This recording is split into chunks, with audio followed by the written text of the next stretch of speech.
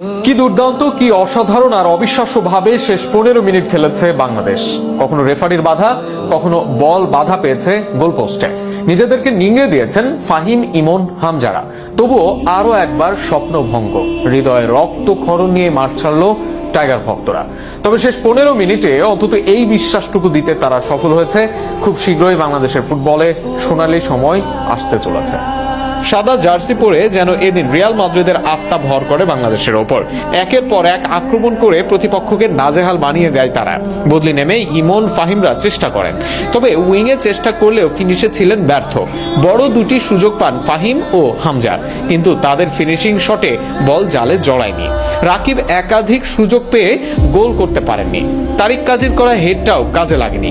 শেষ 15 মিনিটে একের পর এক কর্নার বাংলাদেশের, কিন্তু তাতে কাজের কাজ কিছুই হয়নি। বরং বারবার আক্রমণে এসেও ফিনিশিং দুর্বলতায় এই ম্যাচও ভুগতে হয়েছে বাংলাদেশকে।